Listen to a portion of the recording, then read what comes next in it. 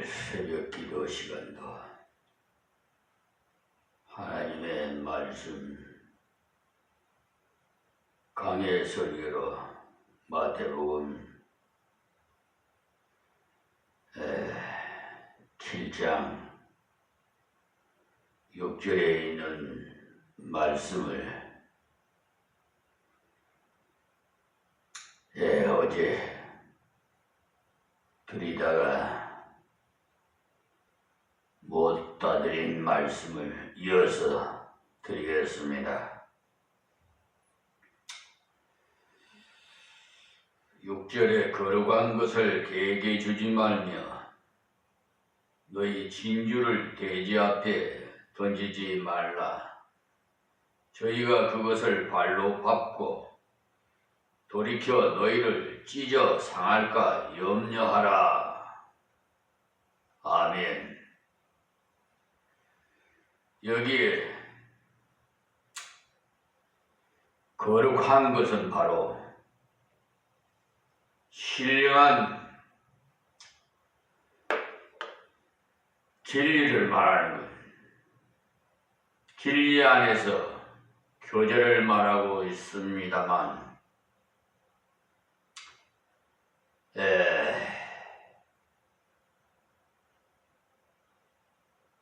여기서 말하는 거룩한 것에 대한 원래 뜻은 구약 성경 제사를 드리고 난 후에 나오는 떡과 고기를 가리켜서 거룩한 것이라고, 거룩한 제물이라고 이렇게 말했는데, 이것은 반드시 제사장이 직분을 가진 자만 먹도록 하고 다른 평민들은 못 먹도록 되어 있습니다. 그리고 성막 안에 진설해 놓은 떡을 진설병이라고도 하는데, 다윗이 그의 일행과 함께 와서 배가 고파서 먹기를 구했을 때 제사장이 여자를 가까이 하지 않은 사실을 확인하고는 그 떡을 먹도록 허락했던 것입니다. 그 말씀을 사무엘상 21장 5절을 참고하시기 바랍니다. 그러니 다윗과 그의 일행이 직분에 있어서는 제사장이 아니더라도 그러한 진실된 거룩한 분량을 갖추고 그 진설병을 먹었을 때 그 사실로 인해서 비판받은 기록은 성경에 나와 있지 않습니다. 이 이야기가 나오게 된 배경은 예수님이 제자들이 안식일에 된 미리싹을 잘라 먹은 뒤에 제자들이 비난받는 사건을 두고 예수님께서 다시 금지된 진설병을 먹은 사례를 들어서 그 경위를 설명하시면서 이 거룩한 것에 대한 용어를 사용하셨던 것입니다. 마태복음 12장 3절에 참고해 주시고요. 그러므로 여기에서 말하는 거룩한 것은 원래는 성경에서 사용되는 진설병이나 제물을 말하지만은 이 부분에서는 제물을 말하고 있지 않습니다. 왜냐하면 사실상 지금 우리에게는 제사가 필요치 않은 것입니다. 예수님께서 십자가에서 완전한 제사를 드린 바 되었기 때문입니다. 그러므로 다시 제사와 제물이 필요치 않고, 또한 예수님의 제자들이 제사장이 아니면서 무슨 제물을 주고 말고 했겠느냐 말이죠. 그 때문에 여기에서 가르치는 거룩한 것은 곧 복음질 그리고 진리 안에서 신령한 교제를 말하는 것입니다. 그래서 거룩한 것을 개에게 주지 말며 너희 진주를 돼지 앞에 던지지 말라고 하신 것은 복음 진리를 진지하게 나누어 주라는 것입니다. 그러니 우리는 복음 진리를 멸시하고 경멸하는 사람들에게 소위 전도하는 입장에서라고 말하면서 그들에게 복음의 진리를 아무렇게나 뿌려서 돼지 앞에 진주를 던지는 그런 꼴을 당하지 않아야 하는 것입니다. 그래서 이단자들을 만나서는 몇 번 권고해서 듣지 않으면 딱 끊고 교제하지 말아야 하는 것입니다. 만일 이들을 바로 잡겠다고 계속 교제하면 나중에는 싸움도 하게 되겠지만 가장 중요한 것은 내가 소유한 복음 진리에 대해 혼돈을 일으킬 가능성이 있기 때문에 그런 개같은 자들을 영접하지 말라는 것입니다. 여기에 개나 돼지는 전부 이단자, 배교자, 변질자를 가리키는 말로서 우리가 베드로후서 2장을 참고해 보면 거기 2장 전체에 걸쳐서 바로 이 거짓 이단에 관한 경계의 말씀이 나오는 중에 개와 그리고 돼지에 관한 말이 나옵니다. 베드로후서 2장 22절을 보시면은 참 속담에 이르기를 개가 그 토하였던 것에 돌아가고 돼지가 씻었다가 더러운 구더기에 도로 누웠다 하는 말이 저희에게 응하였도다 라고 하셨어요. 여기 저희가 누구냐 하면 앞에 2장 처음부터 쭉 열거된 이단자들을 가리킵니다. 거기에 보면은 14절에서 베드로는 이단자들이 생활에 있어서 완전한 타락상을 폭로하고 있는데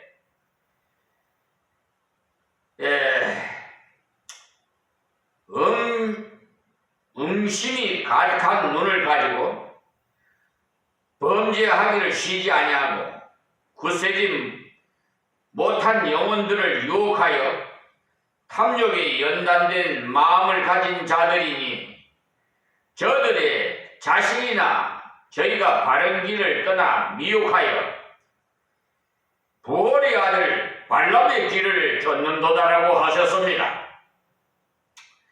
그리고 거짓 교사의 특징을 말하기를 18절에 저희가 허탄한 자랑의 말을 토하여 여기 이단자들의 특징은 특히 자랑을 잘하는 것이라 말입니다.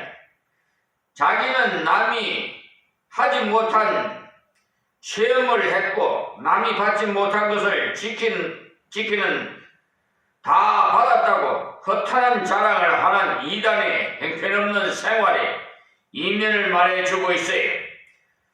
그러니 이러한 개나 돼지와 같은 이단자요 배교자인 자들에게 나아가 진리의 말씀을 토론하고 같이 교제하다가는 나도 거기에 찢어 상할까 한다고 분명히 말씀하고 있습니다. 그런데 여기에 주의해 보면 죽을까 염려하라고 하지 않고 찢어 상할까 염려하라고 되어 있어요. 그러니 생명에 관한 구원은 잃지 않으나 평생에 많은 고통으로 손상을 입을 것을 경고하는 것입니다. 어떤 모양의 고통인가 하면은 찢어 상하게 된다는 것입니다. 그러므로 많은 상처를 입은 것을 경고하시고 그것을 방지하기 위해서는 그들과 교제하지 말고 분별력을 가지라는 것입니다. 이에 대해서 한 번 더 빌립보서 3장 2절을 참고하겠습니다. 개들을 삼가고 행악하는 자들을 삼가고 손할례단을 삼가라 이렇게 되어 있어요. 이것이 바로 그 당시에 있었던 율법주의 이단에 대한 경계의 말씀으로 여기 개들이라는 건 그들이 생활이 불결하고 추잡하다는 것을 상징하여서 개들로 표현한 것입니다. 그리고 행악자는 남을 괴롭히고 남을 넘어뜨리려는 그런 악한 일을 하는 자들이라 이것을 말하는 거예요. 또한 손할례당이라는 하나님께서 원하시는 심령으로 할례받지 아니하고 그때 율법주의 이단인 유대 주의자들은 반드시 손으로 받는 육체적인 할례를 받아야 한다고 주장했던 것입니다. 그런데 사도행전 7장 51절에 우리는 완고한 유대인들을 향한 스데반의 책망을 볼 수가 있는데 거기에 말씀하시 목이 곧고 마음과 귀의 할례를 받지 못한 사람들아, 여기에 마음과 귀의 할례를 받지 못한 이라는 말씀은 유대인들이 손으로 하는 육적인 할례는 받았으나 심령으로는 마음과 귀의 할례는 받지 못했다는 것입니다. 이것이 바로 손할례당을 가리키는 것입니다. 그래서 다시 빌립보 3장으로 돌아가면 진정한 할례당이 무엇인가에 대해 말씀하기를 하나님의 성령으로 봉사하며 그리스도 예수로 자랑하고 육체를 신뢰하지 아니하는 우리가 곧 할례당이라.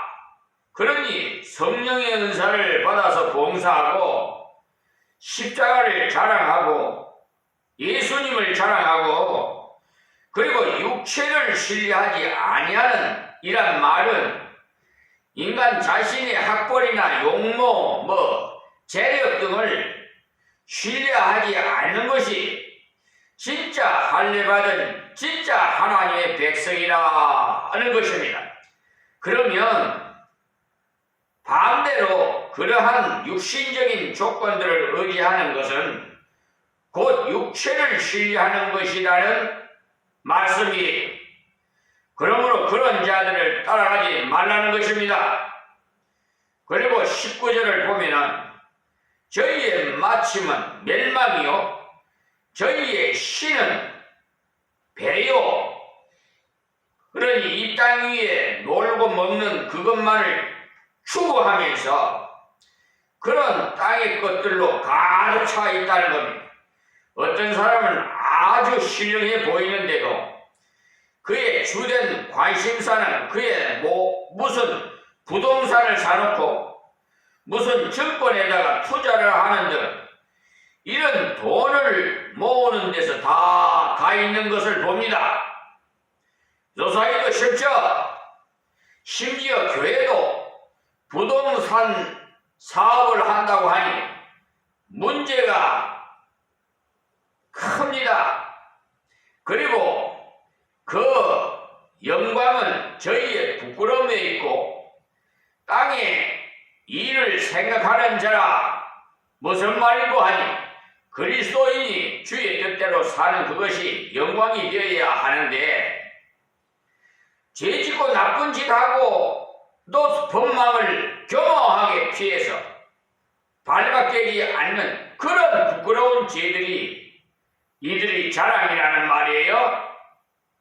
이것이 전부 이단자들이 생활을 말해주는 것입니다. 그리고 갈라디아서 4장 17절에도 보시면은 저희가 너희를 대하여 열심내는 것이 좋은 뜻이 아니요. 그러니 이단자들이 열심으로 찾아오는 것은 성도를 설득시켜서 자기네 이단으로 끌어들이고자 계속해서 찾아가서 아첨한다는 것입니다. 그래서 이단에게 배울 것은 열심뿐이라고 합니다. 여호와의 증인도 보면은 계속 2명씩 짝을 지어 찾아오는데 한번 좀 기분 좋게 받아주는 낌새만 보였다가는 하루도 안 빠지고 계속 방문해 오는데 감당 못할 지경에 이르는 것입니다. 그러니까 이들이 내는 열심은 예수의 복음을 믿어서 구원받아 하늘나라 가도록 하는 그런 좋은 뜻에서 열심을 내는 것이 아니고 오직 너희를 이간 붙여서 너희로 저희를 대하여 열심내게 하려 함이라. 그러니 자기네 이단을 따라오라고 그렇게 열심을 낸다는 것입니다. 지금도 우리가 바로 볼 줄 알아야 하는 것이, 언제나 주님을 향해서 주님만 바로 의지하도록 권고해 주는 그 사람이 옳은 목자요, 인간 자기에게 와서 기도하고 지시받고 복을 받아라 하면서 언제 누구에게 기도 한번 해줬더니 당장 어떻게 되더라고 자기를 부각시키기에 여념이 없는 그런 사람은 도수가 좀 넘은 사람으로 보면 틀림없습니다. 우리 한국 교인들은 무속적인 면이 있기 때문에 무엇이든지 축복과 저주라는 측면에서 생각하는 습관이 붙어서 이런 허튼 소리에 잘 넘어가는 것입니다. 바로 내가 아무개한테 축복했더니 당장 무엇이 이루어지더라. 내가 한번 저주했더니 그 집 아이가 죽었다. 이러면서 사람들에게 공포감을 주는데, 우리는 이런 면에서는 좀 담대할 필요가 있어요. 우리는 비판하지 말라고 한다고 해서 잘못된 진리, 잘못된 복음을 전하는 사람, 다른 복음을 전하는 사람을 분별할 줄 모르면 안 됩니다. 그러므로 진리와 진리 안에 교제는 분별 있게 해야 하는 것입니다. 우리가 여호와의 증인들이 이렇게 강매하는 파수대라는 책도 팔아주면 안 됩니다. 안 되는 게 이단 사업에 보태는 일이 되기 때문입니다. 자, 그러면 7장 두 번째로 7절에서 12절에 있는 말씀은요, 올바른 삶의 기초는 하나님과 교제의 그 지속에서 나온다는 말씀이 중심입니다. 그러므로 6장에서 나온 기도 문제가 다시 한 번 더 나오고 있어요. 그러니까 진리와 진리 안에 교제를 분별 있게 하는 것도, 바른 길을 가는 것도 인간 스스로의 힘이 아닌 하나님께서 주시는 은혜와 능력으로만 가능하다는 것입니다. 우리가 앞장인 6장인 31절에서 32절에서 이는 다 이방인들이 구하는 것이라 너희 천부께서 이 모든 것이 다 너희에게 있어야 할 줄 아시느니라는 말씀을 보고 하나님께서 다 알아서 주신다니까 기도할 필요가 없다는 기도 무용론을 펼 가능성도 있으나, 그러나 그것이 아니라는 말입니다.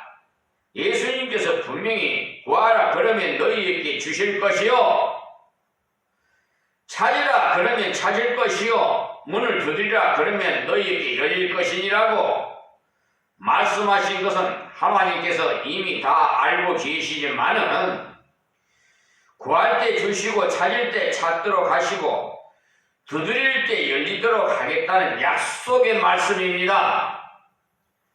그러니 이 지속적인 하나님과의 기도의 교제를 통해서 하나님과의 관계를 날마다 확인하면서 하나님과 계속 관계를 유지하는 것입니다.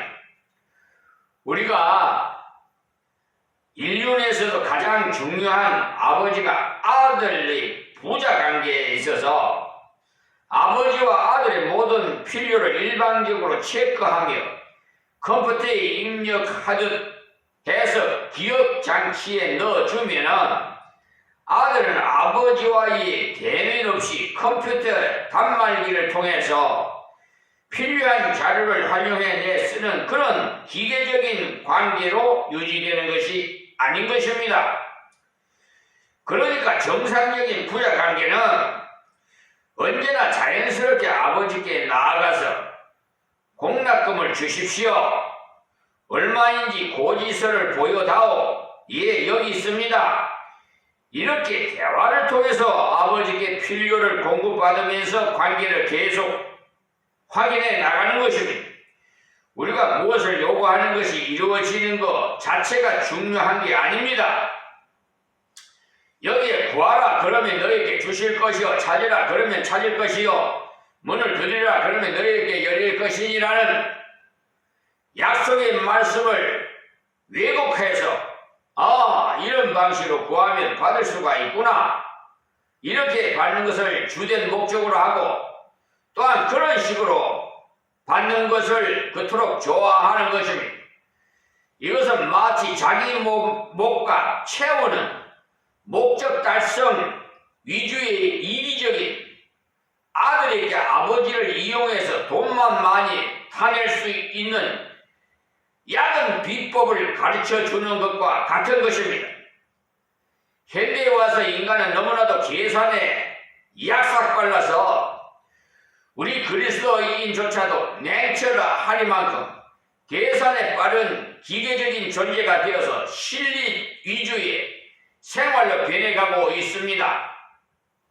그러나 우리의 인간관계는 계산의 기초에 해서는 절대로 불완전한 것입니다.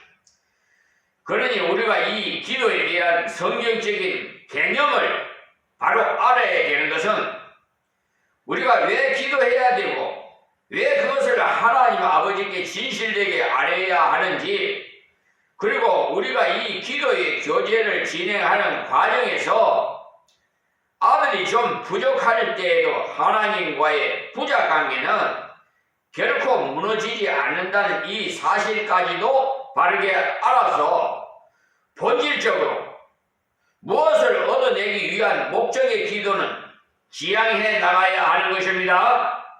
지금도 우리는 현대의 실용주의와 실리주의 사상에 오염이 되어서 하나님께 기도하는 하나님과의 관계에 있어서도 자꾸만 무엇을 얻어내는 방법만을 가르쳐 줌으로써 하나님을 단순한 부자방망이 정도로만 인식하면서 기도를 두드리면 튀어나오는 만능의 도구라고 하는 잘못된 사상이 우리 그리스도인에게도 만연되어 있다는 사실이에요.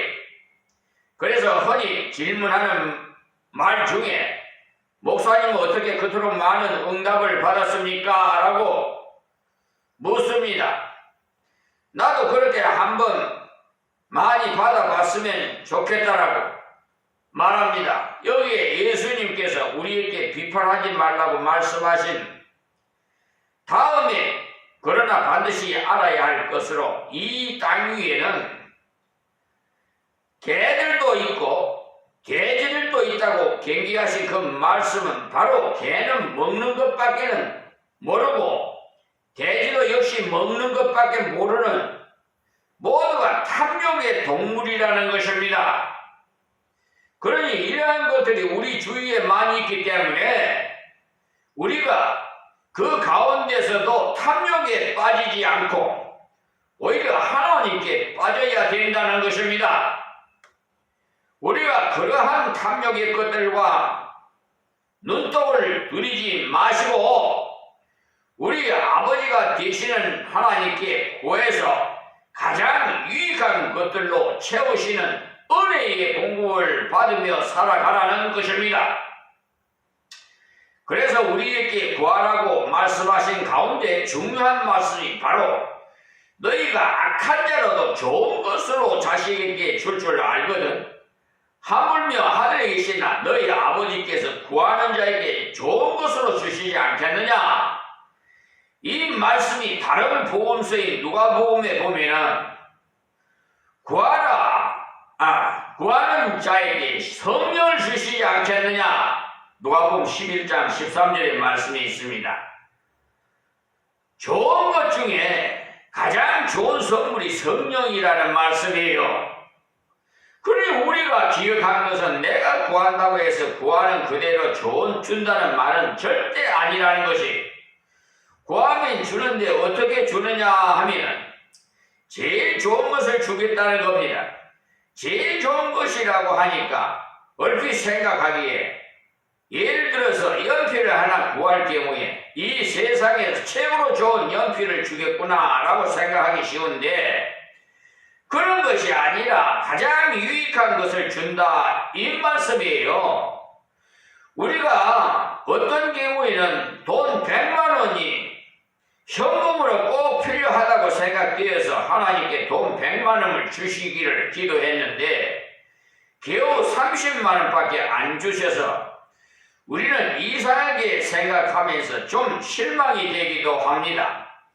왜냐하면 하나님은 부자신데 100만 원을 구하면 500만 원 정도는 주셔서 한번 멋있는 간증거리로 만들어 주실 것으로 기대했던 것입니다.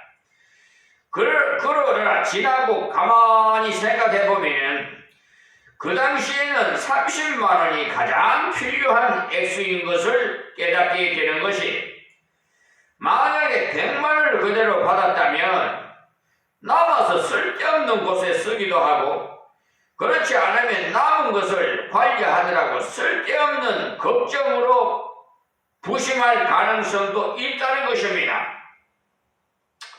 그래서 30만 원이라는 내게 가장 유익한 액수로 채워주신다는 것입니다. 우리 인간의 본질적인 속성이 그런 선풍적인 것을 좋아하는 요소가 있기 때문에 하나님께서 당신의 뜻에 딱 맞게 우리에게 주시는 것입니다. 그래야만이 하나님께 다시 와서 메어달라며 간구하는 여지를 남겨두게 되는 것이지요. 에? 만일 하나님께서 우리에게 수개월 분의 그 필요를 한꺼번에 충족시켜 주실 경우에 우리는 이제 기도는 중단하고 누워서 거드름이나 피우면서 다른 사람에게 자기가 받은 것을 과신하면서 돌아다닌다면 자신은 대단한 존재로 부상하는지는 모르겠으나 하나님께서는 영광이 전혀 되지 않기 때문에 하나님께서 유익하게 주시는 것입니다. 저 역시도 지금 불의와의 전쟁을 14년 전부터 하다 보니까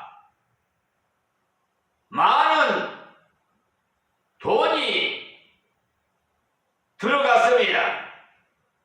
그것이 현재 은행에 1억에 대출이 되어서 응자를 올해 안에 다 상환하려는 25일까지 그렇게 대구 그 담당 직원 은행의 직원에게서 전화를 받았어요. 그래서 하나님께 기도했습니다. 하나님, 대출 상환을 이러러 하고 그러고 또 저 양도면 소재지에 있는 임마누엘 교회에 부지를 매입하라고 하는데 물질이 필요합니다. 하나님 뜻대로 하시옵소서. 주신 분도 여호와시오 거두시러 가신 분도 여호와 하나님이신데 하나님 뜻대로 하시옵소서. 저는 그렇게 기도합니다. 그러니까 저는 여기에 임마누엘 교회가 이 길상면에 있는 교회와 양도면에 있는 교회, 저 지방 경남 하동 그 섬진강 물이 흐르는 부근에 있는 교회 다 하나님의 집입니다. 이 종의 몸도 하나님 것입니다.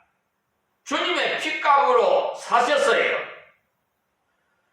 그래서 예수님을 이 땅에 보내신 목적이 죄인을 구원하시기 위해서 보내셔서 누구든지 예수를 구주로 믿는 자마다 영생에 이르게 하시고 또한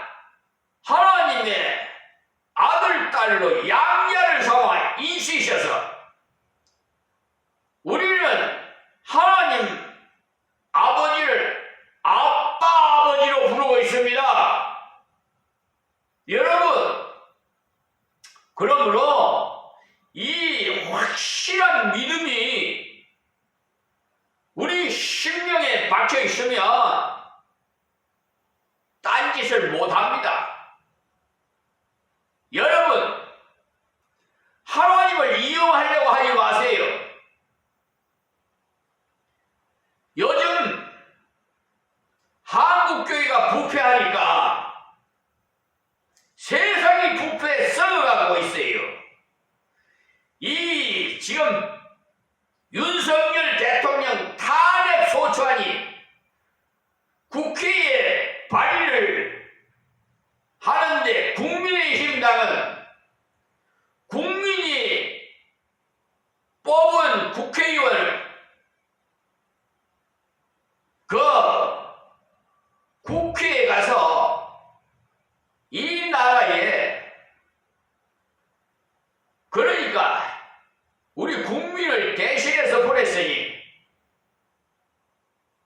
의사당에서 헌법에 대해 이것을 필요에 따라서 자꾸 개정을 하고 또 추진을 하고 잘못된 것은 개정을 하고 또 탄핵도 하고 이렇게 하라고 보냈어요. 그런데 작금에 일어난 지난 토요일 국민의힘의 그 당은 혈세를 받아서는 안 됩니다. 네? 직무유기를 했어요.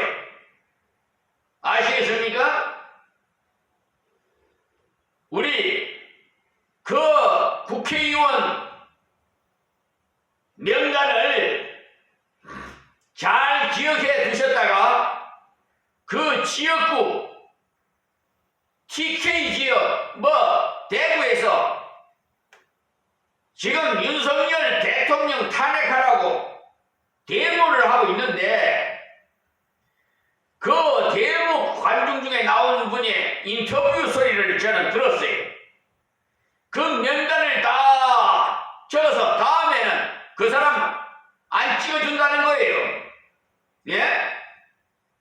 자, 이 정도가 됐어요.